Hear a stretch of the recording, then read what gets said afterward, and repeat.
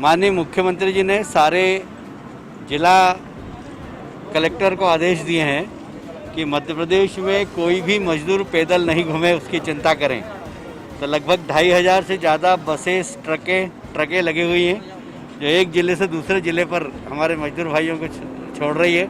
साथ ही हमारे प्रदेश अध्यक्ष वी.डी. शर्मा जी ने और सुहास जी ने, जो संगठन मंत्री है, उन्होंने सारे जिलाध्यक्षों को भारतीय जनता पार्टी के निर्देश दिए हैं कि सब कार्यकर्ता इन मजदूरों की सेवा में लगें। भोजन, कपड़े, पानी, उनका आराम करने की व्यवस्था, मेडिकल व्यवस्था, इस प्रकार यहाँ से लेकर और राऊ तक कम से कम 20-25 स्थानों पर भारतीय जनता पार्टी के कार्यकर्ताओं के इस प्रकार के स्टॉल लगे हुए हैं जहाँ अलग अलग प्रकार की सेवाएं दी जा रही है। कहीं पर छाछ पिलाई जा रही है, कहीं पर नींबू पानी, कहीं पर तरबूज।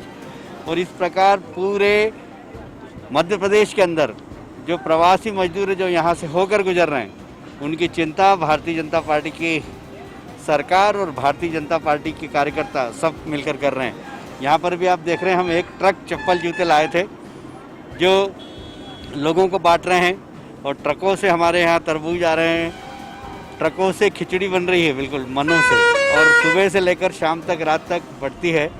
जो गरीब जितने भी आ रहे हैं मजदूर, उनके खाने की व्यवस्था, यहाँ तक कि रात को रुकने की व्यवस्था भी उनकी की जा रही है। तो कुल मिलाकर एक मानवता का जो संदेश वो भारतीय जनता पार्टी के कार्यकर्ताओं के द्वारा यहाँ से लेकर पूरे मध्य प्रदेश के राजमार्गों पर किया जा रहा है। बोलना एक आध मस्जिद, एक आध चर्च, इनके भी कुछ होंगे ना अकाउंट, इनके बारे में कभी क्यों नहीं बोलते? मंदिर के बारे में बोलते, और मंदिर वाले सब कर रहे हैं। ये मंदिर का ही टेंट लगा हुआ आप देख रहे हैं, हनुमान मंदिर का, शिरडी वाले साईं बाबा की ओर से हो गया, तिरुपति बालाजी की ओर से हो गया, तो मंदिर तो सब कर ही रहे हैं। जरा सोनिया जी से बोलें कि बहुत सारी चर्च हैं दुनिया भर के अंदर, वो चर्च की हमेशा पैरवी करती है, एक आध चर्च का ताला भी खुलवाएं। अशोक चौहान से बोलें कि एक आध कोई दरगाह, अजमेर शरीफ की दरगाह है, वहाँ लगभग साल भर के अंदर 250-300 करोड़ रुपए आता है, उनके बारे में भी जुबान खोलें। मंदिर वाले तो सब कर रहे हैं, और इसलिए कम से कम इसमें वोट की राजनीति नहीं करें। सर, कमलनाथ जी का एक फोटो वायरल हुआ था। देखिए, महाराष्ट्र के अंदर जो मजदूरों को भड़काना और सड़क पे लाने का काम जिन लोगों ने किया, वो कांग्रेस से जुड़े हुए लोग थे, सीपीएम से जुड़े हुए लोग थे। इस देश में मजदूरों को सड़क पर लाकर भड़काने का जो काम किया, वो कांग्रेस ने और सीपीएम के लोगों ने किया। अचानक हुआ, उसके बाद सारे देश में मजदूरों की सेवा की जा रही है। मैंने अभी आंध्र प्रदेश में 2 ट्रक की व्यवस्था की है, वहाँ बंगाल की सरकार नहीं कर रही, उनको भेजा। कल बंगाल की 4 बसों को हमने भेजा। आने वाले समय में बंगाल के 4000 मजदूर हैं, हम उनकी व्यवस्था कर रहे हैं। उनके भी खाने पीने की व्यवस्था हो गई है। 4000 बंगाल के मजदूर हैं यहाँ पर।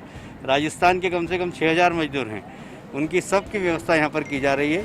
उनके जाने की व्यवस्था भी हम लोग करेंगे। देखिए, ऐसा है कि इंदौर हुआ, मध्य प्रदेश हुआ, ये हमारा धार्मिक प्रदेश है, धार्मिक शहर है।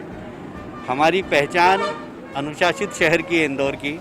हमने सफाई में लगातार इंदौर का नाम गौरवान्वित किया है, पर एक घटना ने टाटपट्टी वाकल की, पूरी दुनिया में इंदौर को बदनाम किया।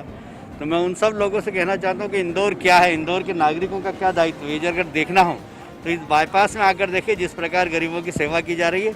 वास्तव में ये इंदौर है, ये मध्य प्रदेश है, और ये भारत है, ये हमारे संस्कार है। बंगाल में MSME की इंडस्ट्री है कि नहीं ममता जी को? ममता जी में अगर थोड़ा सा भी दिमाग को अप्लाई करेगी तो उनको समझ में आ जाएगा कि ये किसी सरकार के लिए नहीं था, ये पैकेज लघु और छोटे उद्योगों के लिए था। उसमें जो रोजगार देने वाले हमारा MSME है, उसके लिए था। तो बंगाल की सारी MSME को उसका लाभ मिलेगा।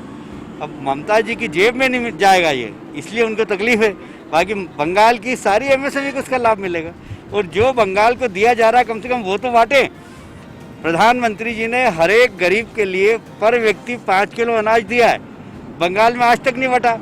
सब TMC के घरों में रखा हुआ, हमने छापे लगवाए और हमने वीडियो पेश किए। इसलिए ममता जी को जो करना चाहिए वो करे, कम से कम अनर्गल आरोप नहीं लगाए।